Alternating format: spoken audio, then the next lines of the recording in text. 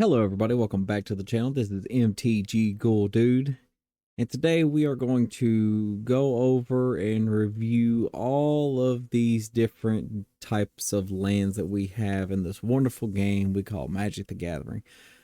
This is in by no way means, the end all be all list, but this is definitely the list that I go by for building decks, whether it be casual or, a little bit higher power or definitely CEDH. You will notice there are some cycles in this list that aren't mentioned, like the sack lands, the replacement lands is what they call them, and I will have like nicknames for the different ones that we have, or what I call them. But some of them will not be mentioned because they're either not full cycles or they don't see enough play, in my opinion, and opinions of EDH, right? Because this is where I got most of my okay, these are all the ones that I could find. These are the ones that I kind of did. These are the ones I picked. But I will also say I did not get any lands that only produced one color. I did pick lands that went from 2 to 3, and that's about it. Because we don't have a lot of 4-color lands unless it's like the 5-color lands.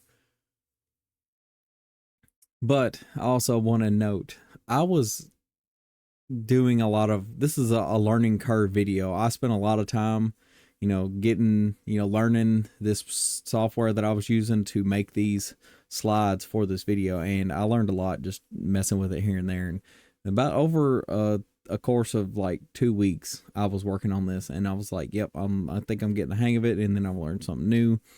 The site that I use is actually Photopea. So if you're looking to do like slideshows or you're looking to do like videos like this, you could definitely take it there.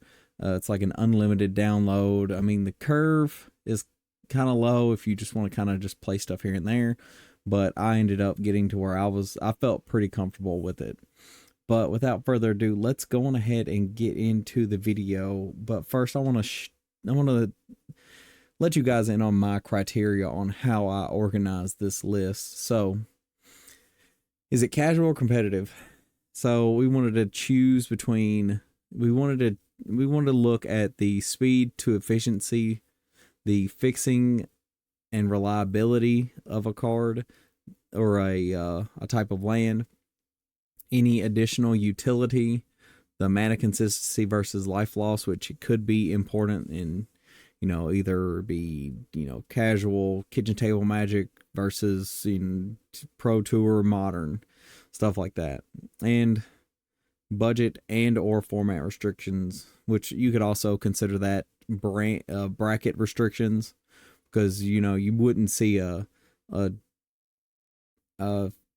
Bloodstained Mire sacked into a Badlands at a you wouldn't see it very often at a bracket one. Now, unless it was like some kind of theme that they were going on, then yeah. But I just don't see that happening at your lower, super, super lower powers. Now, maybe, as it went up to, 3 or 4, that's where you probably see that more often. But, that's just me. Speed and efficiency, it would be, does it come in tapped? How often is it going to come in tapped? Does it affect it coming in tapped? If it does come in tapped, how does it affect your outcome? Fixing and reliability is the same, on that same note, but does it do what you need it to do when it does come down? Is it reliably producing the colors you need? Additional utility would probably be like a Scryland or something like that of that nature. Does it do anything else? Which I feel like that's more of the casual nature, in my opinion, of what a land will do. If when you're looking to throw it in your deck, if you need, say it draws a card, or you can sack it to draw a card, or it, the land destruction effect. Mana consistency versus life loss, that's more along the lines of, is it consistently dinging you to make this mana, or is it a one-time thing and you can just consistently make it? Or is it just coming in tapped, you don't have to, there's no life loss, but it slows you down a little bit. And we just went over budget and format restrictions. So let's go on ahead and start with the casuals.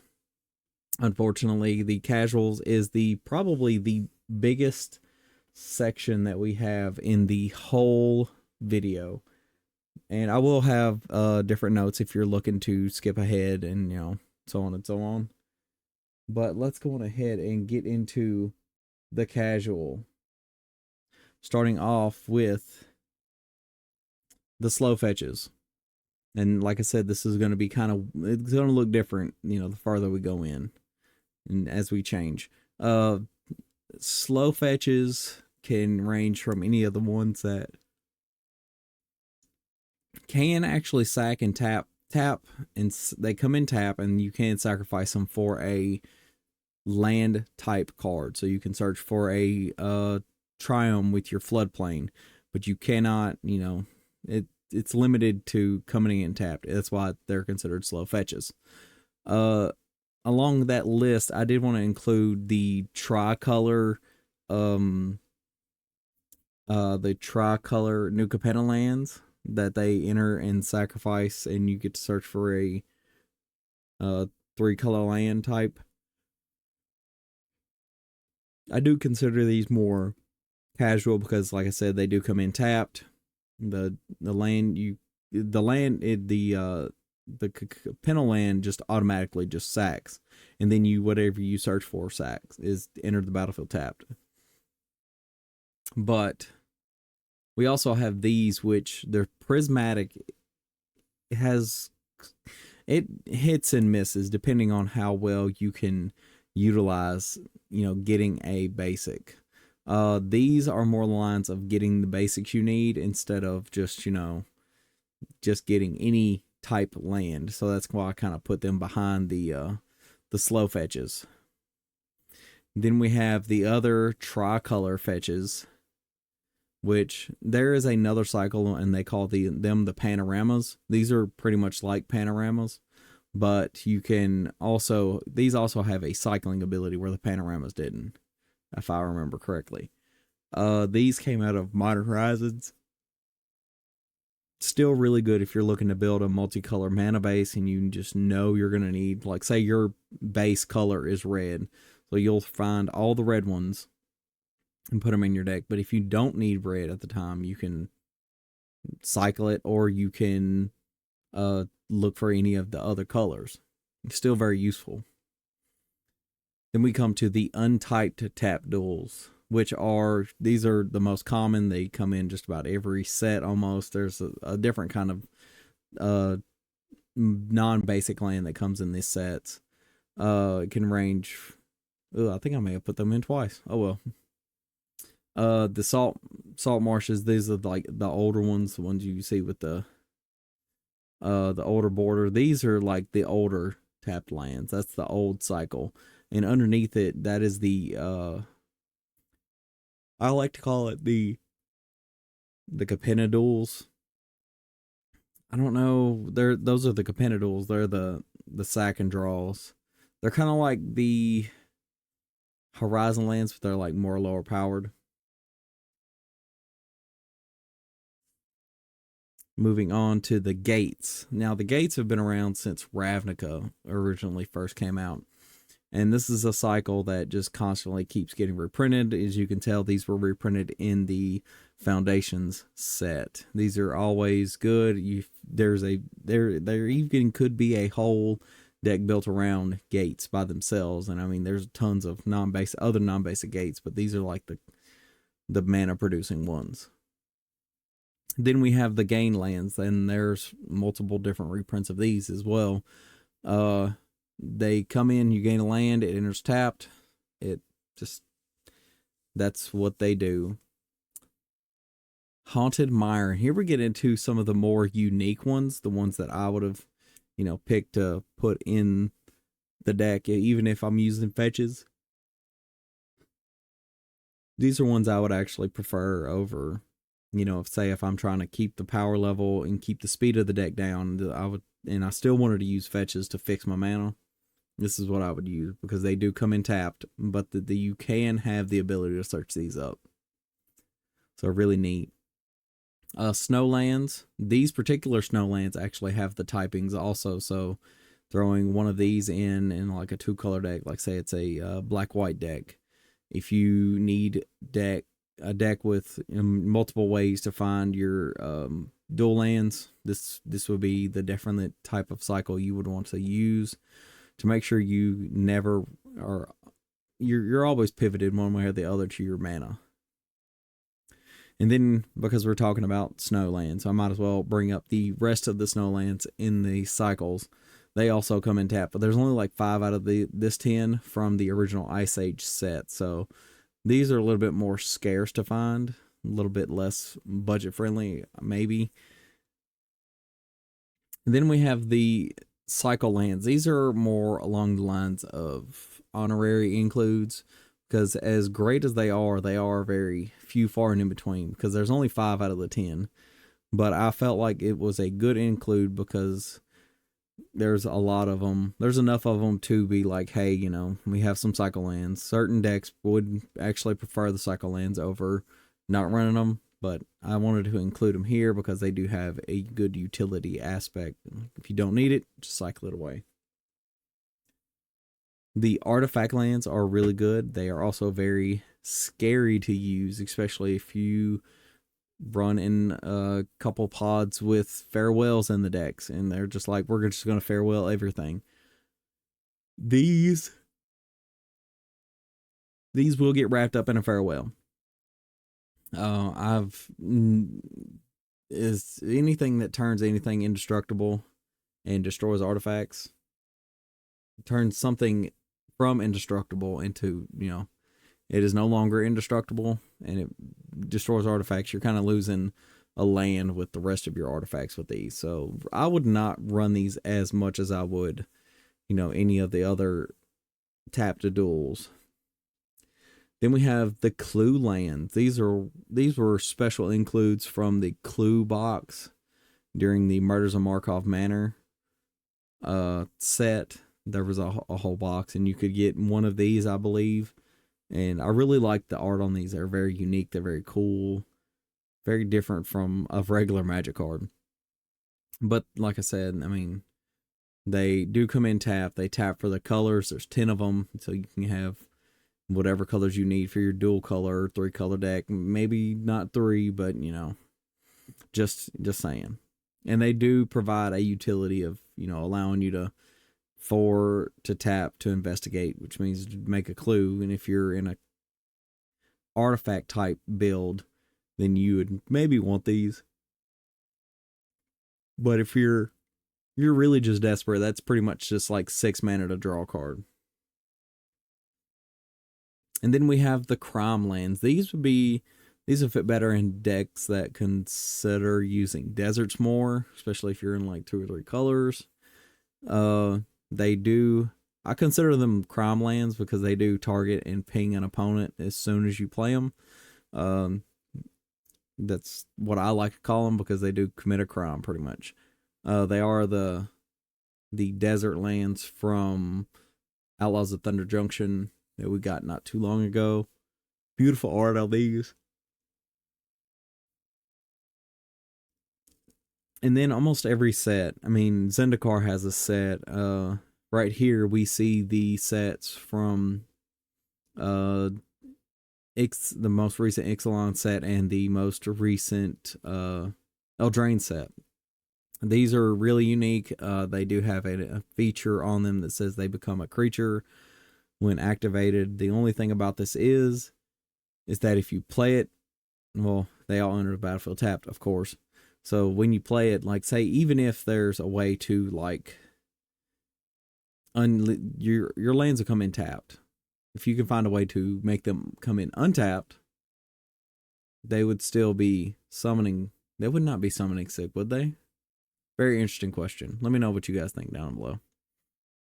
But continuing on to the 13 lands.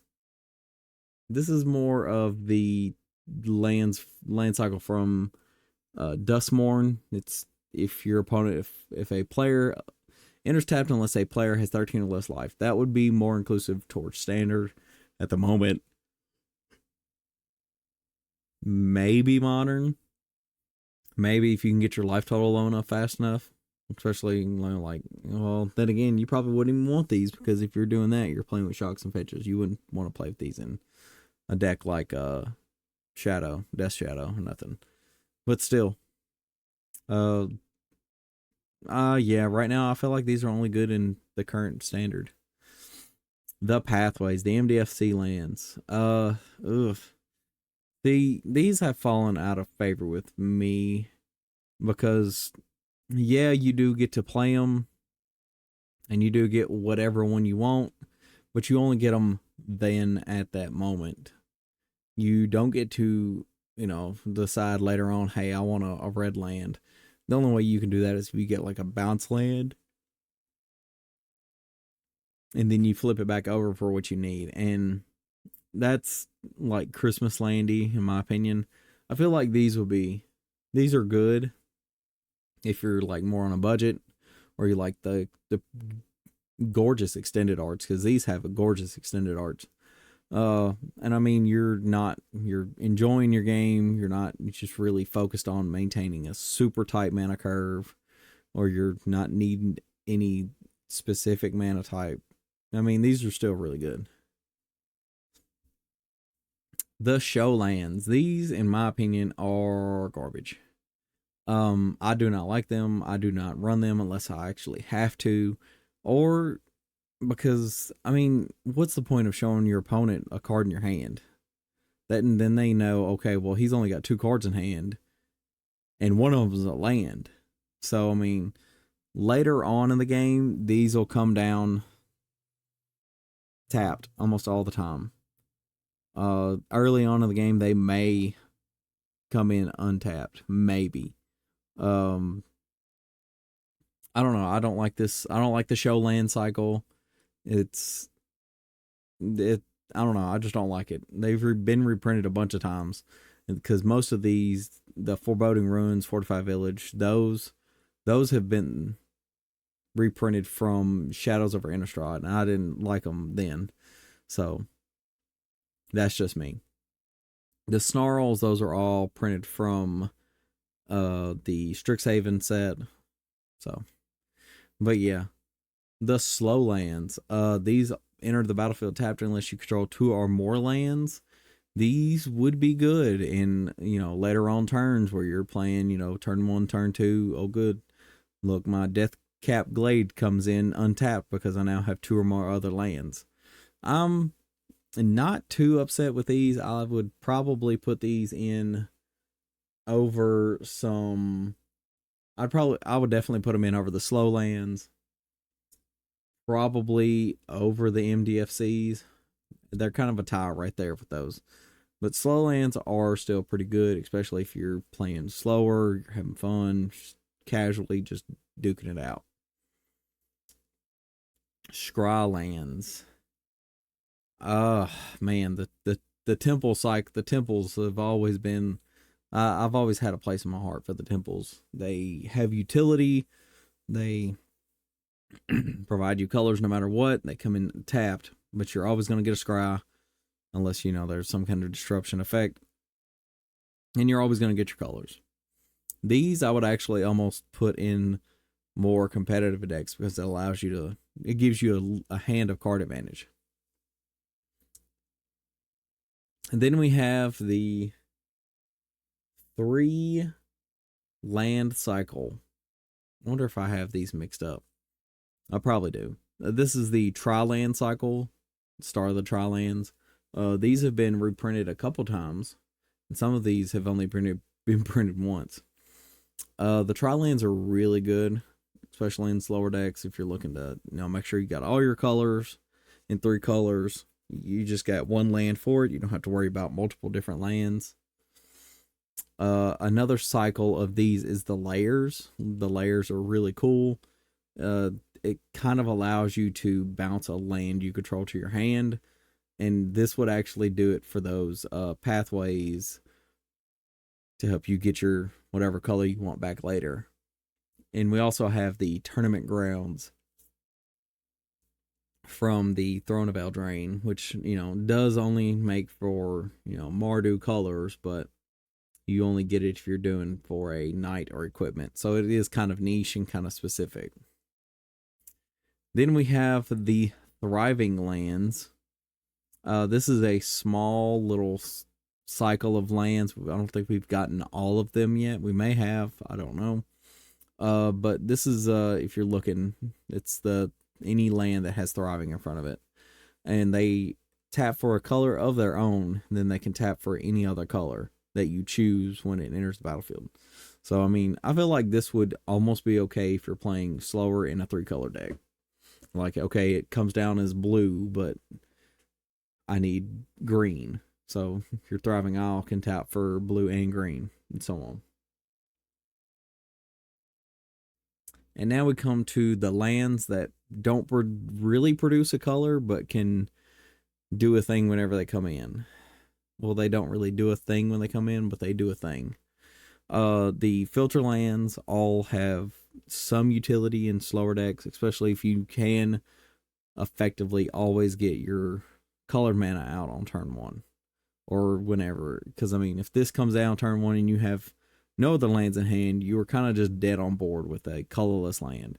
You always have to have a land that produces a color that you can filter into it to make it work.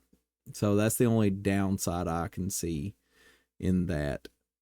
We do have the other filter lands that filter a colorless into them. But at the same time, you do have to have the actual land. You have to have a land before it to get something out of it.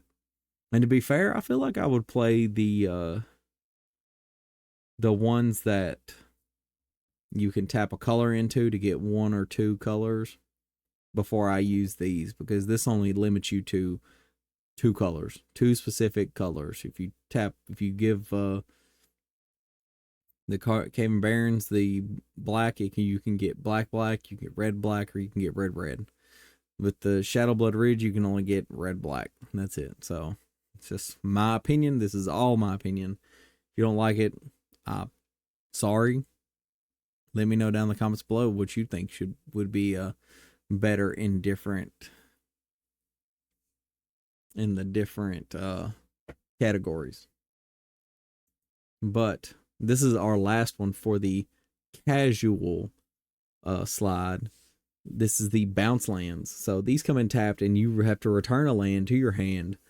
So it kind of is like a layer, but it taps for 2 colors, and that's why I kind of put them back in the back, because they produce multiple colors. They're good, but they're not, you still have to make a time-based sacrifice to playing a Simic Growth Chamber. So say you played a forest on turn 1, you tap that into a Soul Ring.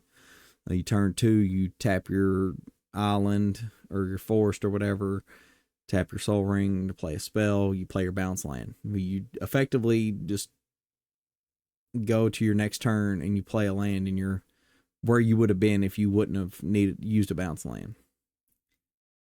I'm just saying, I mean, you could use bounce lands, or you could just use the tap lands. That's completely up to you. It could be a mana advantage. It could not be.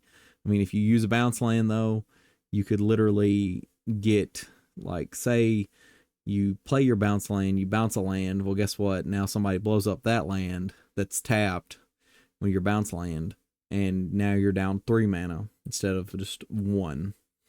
So let it be a tale to the caution. A tale of caution.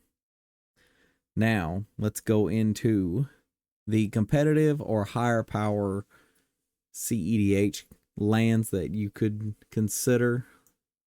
There we go. It's a little off.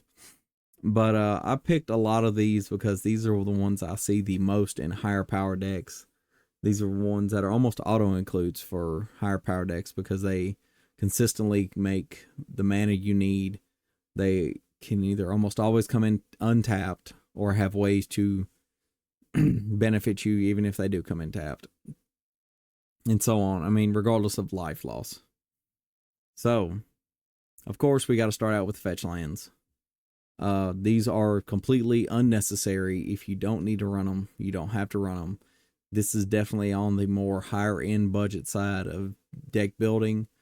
I mean, if you if you want to proxies, I mean, just proxy it up, get you some printer paper and a printer and go to town, and make sure your friends are okay with it.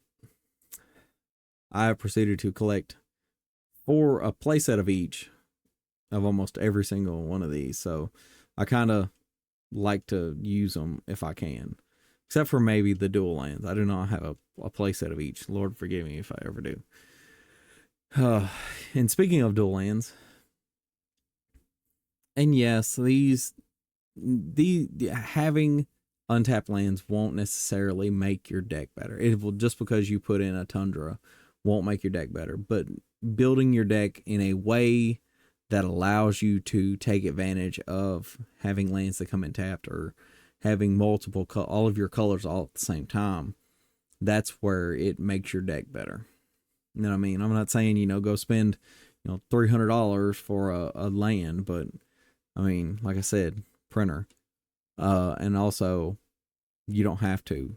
There's ways to build. You can most definitely build an effective deck that is super strong and high powered without having to use, it's playing with your wallet, pretty much. These are just cards that good, that are, the most played, that you'd see at a table. Going on to the shock lands, or the shocks as people call them, usually you'd hear fetch, shock, pass, or something at a table. These are recently reprinted, so you could almost find these at some of these at a good value, some of these not really. Depends on your current modern meta at the time. I mean, I like using them if I can. I definitely like using them if I'm trying to go fast. The surveil lands are an up and coming to me. I have decided to just really fall back on these because I do enjoy using them. I do enjoy seeing, a surveil land if I'm, not so much as if I'm in top deck mode, but we are we are in a meta in which you can actually play a tap land and be okay with it coming in tapped, as long as it has a good benefit behind it. The Verge lands. The Verge lands are, they're working their way into me. I mean, I like them. There's a way to just be able to play these and know that you're fine. These are definitely better if you can utilize the shock, the fetch into a shock, and then play your Verge. I mean, that's the best way to do it. Or any of your other fetches into this, shock into a Triumph, and now guess what? Now you have 4 colors and whatnot. But that is just my opinion. I feel like these are taking off for me. The Painland cycle. These started out as an old cycle. These have been around for a long time. Man. Oof. With a fresh coat of paint, they look brand new. Painlands are good, especially if you don't need the colored mana. But if you need the colored mana, then you can definitely pay for the colored mana. Now, does it help your opponents also that you're losing life just to cast spells? Yes. Does it help you to have your 2 colors, regardless of if it costs you a damage or not? Yeah, pretty much. I would most definitely run them if I'm making sure I need to get in there hard and fast. The check lands are probably gonna they're probably going to surprise you that they're on this list. I do like the check lands if I can make sure that I have a dense enough amount of basics or typed lands in the deck. If I can make sure I have that, I mean, hell, even fetch into a steam vents into a sulfur falls the next turn it's a good one. It's a good play. I mean, your turn 2, you have 2 red or 2 blue or a blue and a red. Still pretty good in my opinion. That's why I will fall back on the check lands if I have to. This is probably the one section of the honorable mentions for the competitive section, the Horizon lands. There is not a full set of Horizon lands yet. We have 6 of the 10, but these lands will come in. You can pay a life for a color of the type that you have on it, or you can tap 1 and sacrifice to draw a card. It's kind of like the Capenna lands, but pretty much just a lot better. They come in untapped, and you can get mana right then from them. The bond lands. You can definitely see some of these on your regular casual tables. Bond lands, I would probably see a lot more at more casual tables, but you will see some at, competitive EDH tables. There's not a lot I could say because, sometimes they will come in tapped, later on in the game. If you don't need it, you can discard it. If you have a way to utilize lands in your graveyard, but if not, it's kind of just a play a tap land and pass for that. Go to your next phase. But bond lands are kind of rolling off for me. They're good, but in the later on in the game, it gets the worse they get. Because if you lose at one person by turn 5, and you got 2 other players limping on behind you, yeah, it's gonna be bad. The 3-color type lands. So these are the lands that have 3 types, or plains, island, swamp, mountain, and so on and so on. We pretty much have all of these, all the combinations that could be. And because these also have a cycling ability, I feel like these are super amazing in any 3-color deck, any 4-color deck. If you're looking to make sure that you're getting your colors, these will definitely help, in my opinion. But the only problem is that they come in tapped. If they made this land cycle come in untapped, this would be broken. These would be greater, more valuable than dual lands, because these type for 3 colors. But I can thank goodness they come in tapped. But the cycling ability really does help, and it keeps them from probably being the worst land cycle in this guide for competitiveness, at least. The fast land cycle. This is my last cycle, and I barely put this on the competitive side, only because you will, there are some decks that have, in the more competitive ranges, that have to be able to turn 1 or turn 2 have the ability to run, with no restrictions. And if you are building a deck that just has to have that kind of speed, these are probably going to be the lanes you're looking for, because goodness gracious, comes in tapped unless you control 2 or fewer lands. That means you just want to go. If you throw in a Black Cleat Cliffs in a Rakdos deck, you are not trying to play around. You are trying to lightning bolt turn 1, pretty much. But that is going to be it. What do you guys think about my list? Do you guys think I kind of sorted them all in the best possible places? Do you think I went a little overboard putting in some places? Or did you find some lands you didn't even know existed? Let me know down in the comments below if there are any land cycles, full land cycles, or any super good honorable mentions. Let me know down in the comments below about those. I always like finding new information, learning new things. But other than that, that is going to be it, and I will see you guys next time in the graveyard.